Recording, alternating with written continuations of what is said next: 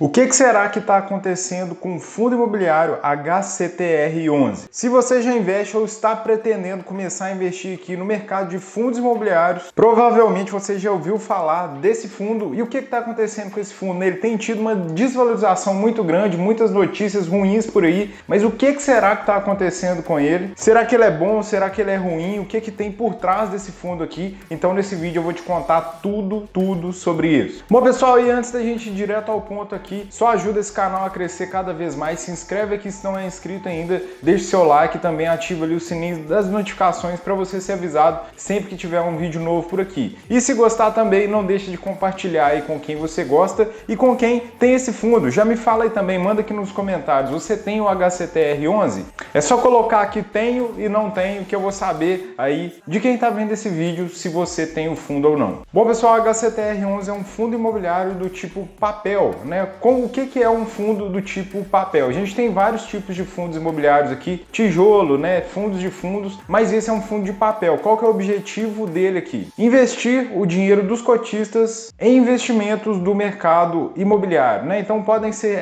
LCIs e CRIs e a gente vai ver também mais detalhes sobre elas aqui. Outra coisa aqui, pessoal, é que esse fundo aqui é um fundo considerado high grade. O que significa isso? É um fundo que investe para dar um retorno bem maior aqui para os acionistas. E sendo assim, você já deve saber também que ele tem um pouco mais de risco ou muito mais de risco, como a gente vai ver aqui nesse vídeo. Bom pessoal, como você está vendo aí na tela, a maioria aqui dos investimentos desse fundo aqui são em CRIs, né? São recebíveis do mercado imobiliário. Então pensa aqui comigo que pode ser uma empresa, por exemplo, pode ser algum tipo de imóvel, né? Que tem uma empresa lá por trás. Ele antecipa os pagamentos que ele vai ter, né? Esse aqui é o investimento. Os investidores vão comprar essa dívida, lá no fim eles vão receber o valor investido mais o lucro. E aí, pessoal, já começa um dos problemas aqui desse fundo. Uma das maiores posições dele aqui é em um CRI aqui do Circuito de Compras de São Paulo. É a famosa feirinha da madrugada, para quem não conhece, está aparecendo aí na tela. Se você não está familiarizado com esse tipo aqui de imóvel, são aqueles imóveis onde geralmente funcionam camelôs, esse tipo de coisa. Esse imóvel tem sido alvo aqui de várias CPIs, como você está vendo, porque a maioria dos casos aqui são acusando, né, os lojistas desse lugar aqui de fazerem falsificação, por exemplo, pessoal. Então a gente tem um imóvel muito complicado aqui. Não sei se você conhece, mas eu moro perto de Belo Horizonte e lá a gente tem o Shopping Oi. O Shopping Oi funciona desse mesmo jeito aqui, tem várias lojas lá dentro e a maioria delas trabalha com falsificação, né? Então é um imóvel bem complicado, parecido com esse aí. Você deve ter algum aí próximo da sua região, porque são tipos de negócios aqui que deram certo no Brasil. O HCTR11, pessoal, chegou a ter mais de 10% aqui de participação nessa CRI aqui. Ele vem diminuindo essa exposição ao longo do tempo, mas ainda assim é uma grande exposição desse fundo imobiliário. A gente vai ver ainda qual que é o tamanho do patrimônio dele aqui, mas ele chegou a expor muito do que ele tem aqui nesse fundo imobiliário. Bom, pessoal, como eu falei, ele é um fundo de papel, mas fundos de papéis às vezes também tem alguma parcela ali em outros tipos de fundo. E você está vendo aí na tela, é essa parte aqui que o HCTR11 tem em fundos, em outros fundos, né? E aqui, para complicar também, a maior participação dele no fundo XBXO11. E aí eu quero que você adivinhe aqui qual que é a maior participação do XBXO11.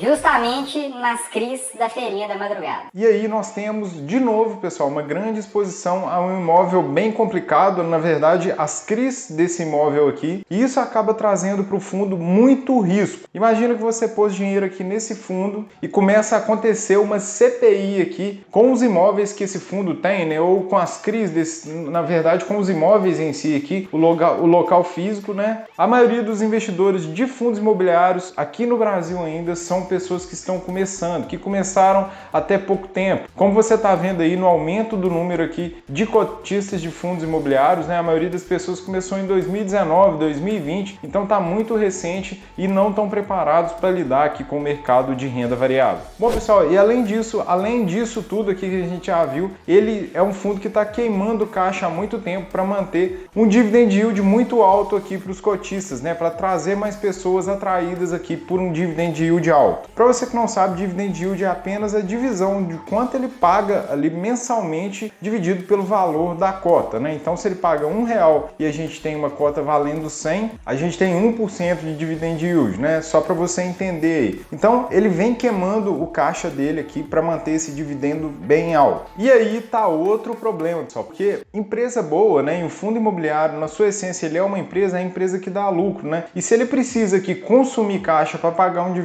dividendo alto, significa que tem mais uma coisa errada. Mas é claro que isso aí não é sustentável ao longo do tempo. E como você está vendo aí na tela, a gente ainda vai ver os detalhes de cada fundo aqui, quem é a gestora, mais alguns detalhes aqui, mas o dividend yield aqui, o valor pago mensalmente por esse fundo vem diminuindo. E agora ele entregou um dos piores resultados aí dos últimos tempos, né, pessoal? E aí é outro problema que mais pessoas despreparadas aqui do mercado saem correndo aqui do fundo no desespero, né? E como é renda variável, as cotas são julgadas para baixo. O valor das cotas, na verdade, vai para baixo. Lembrando, pessoal, que isso aqui não é recomendação de investimento, são alguns detalhes aqui sobre esse fundo. E é muito importante que você saiba investir, que você saiba todos os detalhes daquele fundo antes de colocar o seu dinheiro. Senão você coloca aqui sem saber exatamente como aquele fundo vai, o que ele vai fazer com o seu dinheiro, e aí que tá o problema. E é por isso que eu vou deixar aqui na descrição desse vídeo um material aqui para você que quer se aprofundar, para você que quer dar um passo além e começar a ganhar todos os meses dinheiro de renda passiva vindo aqui dos seus fundos imobiliários. Esses aqui são excelentes ativos, mas você tem que saber realmente o que você está fazendo. Bora lá agora então, pessoal, para a gente ver aqui todos os detalhes desse fundo, quem está administrando, quais são os imóveis, alguns você já está sabendo aqui, mas vamos entrar a fundo aqui com uma lupa lá realmente para a gente ver. Bom, pessoal, aqui a gente está vendo a cotação dele aqui, o que aconteceu, né? Ele chegou aqui em 2019 em um máximo aqui de 161, na pandemia aqui ele veio até 97 e deu uma subida aqui em alguns tempos aqui atrás, mas desde lá vem caindo, desde essas notícias aí que a gente teve, e já caiu aqui desde 2021, já caiu mais de 50%, né? Se a gente pegar o mensal, só nesse mês aqui ele já caiu aqui 19,20%. Então é isso que dá aí, né, escolher um fundo mais arriscado. Não tô falando que é um fundo ruim, mas que é um fundo mais arriscado. Aqui no Funds Explorer a gente vê mais alguns detalhes sobre ele. É um fundo que tem uma liquidez muito grande, pagou aqui o último dividendo de 0,70, que era um valor muito abaixo do que ele vinha pagando, né? O dividendo médio aqui 0,95%. Rentabilidade do mês, igual eu mostrei lá, aqui está um valor mais atualizado, 22% aqui. E o P sobre VP 0,6, o que significa que esse fundo está negociado aqui abaixo da cota, né, do valor patrimonial dele, que é de 119. Se a gente pegar, né, esse fundo vem aqui da divisão de 71,9 pelo valor patrimonial, que é 119. Um fundo que tem gestão ativa, que seleciona todos os papéis e tem movimentações lá dentro, né? Aquele passivo é um fundo mais parado, né, que está ali só para aceitar aquele benchmark que está acontecendo ali, mas esse aqui é um fundo que é ativo, né? Então ele tem gestores que vão mudar tudo aqui. Para a gente ver os dividendos dele aqui ao longo do tempo, ele já pagou 2,4 para vocês terem ideia. E desde lá vem diminuindo e trouxe isso, a cotação junto com ele, né? Até chegar agora no momento atual, onde ele pagou o mínimo aqui, que ele já pagou em quase toda a história, ele pagou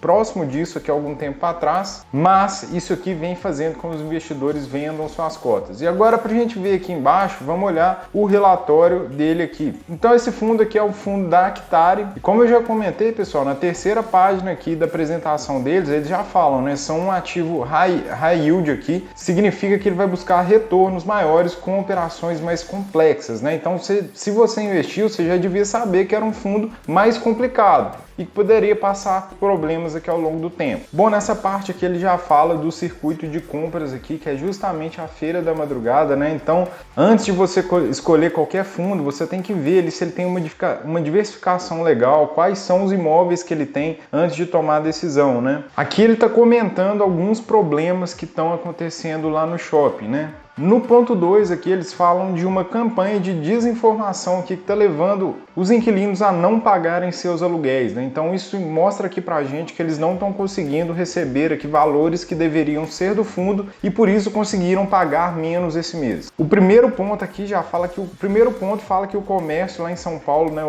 a competição comercial aqui nas ruas está atrapalhando também esse tipo de shopping, né, que é um shopping ali onde realmente vão ter camelôs lá, né, algumas algumas lojas desse tipo aqui e pelo que eu vi são lojas aqui também que vendem produtos falsificados na maioria. Aqui ele vai comentando sobre alguns outros CRIs, é importante saber da maioria dos papéis, sem ter muito detalhe, mas é importante saber o que tem lá, pessoal. Esse aqui é um gráfico legal de ver aqui, que alguns fundos, a maioria dos bons fundos aqui mostram, né, que é a rentabilidade desse fundo ao longo do tempo com a distribuição de dividendos. Então, para você que mesmo que tenha uma cota que está no negativo aqui, você perdeu muito valor patrimonial, mesmo assim você está no positivo se você levar tudo em consideração, né, que é o pagamento de dividendos, e fundos imobiliários têm que ser levados assim, né, com o pagamento ali, mais a valorização que não foi boa, como ele está mostrando aqui, ó, a rentabilidade da cota, é o azulzinho aqui. Então ele vem perdendo, ele começou a perder para o CDI aqui, mas vinha ganhando, né? Se a gente somar tudo, você está bem no lucro, que é o que ele está mostrando aqui. Nessa página ele mostra todos os ativos que ele tem. A gente vê em primeiro aqui o circuito das compras, né, que hoje representa 6,75. Então ele é bem exposto aqui a um ativo que é mais complicado. A gente tem outro aqui com 4,6, né, mas ele é bem exposto a ele. Se a gente descer aqui também, a gente vai ver a questão do XBO, que é um fundo imobiliário que ele tem, né? Ele tem uma parte pequena aqui em fundos imobiliários, como ele mostra aqui, bem menor do que a de CRIs, né, de papéis do mercado imobiliário, mas tem, né? E se a gente for ver, é a maior exposição dele com 8,74% aqui de todo o patrimônio que ele tem. Eu aconselho depois você dar uma olhada nesse relatório com mais calma para você entender esse fundo na real, tudo que ele tem aqui. E não tome decisões só pelos dividendos daquele fundo, né? Não estou falando que esse fundo é ruim, mas é um fundo mais arriscado, né? A maioria das pessoas não viram isso ao investir e agora não sabem o que fazem com essa cota. Como você viu nesse vídeo aqui, a gente não pode escolher realmente fundos imobiliários somente olhando dividendos, né? A gente tem que ter um detalhe exato para saber se aquele fundo, que na verdade é uma empresa, é um bom negócio para a gente colocar nosso dinheiro. Se você não comentou no início do vídeo, comenta aqui agora se você tem esse fundo, quanto que ele desvalorizou aí também. Bom, eu realmente espero que esse vídeo tenha te ajudado. Eu vou ficando por aqui. Aquele abraço e bora investir!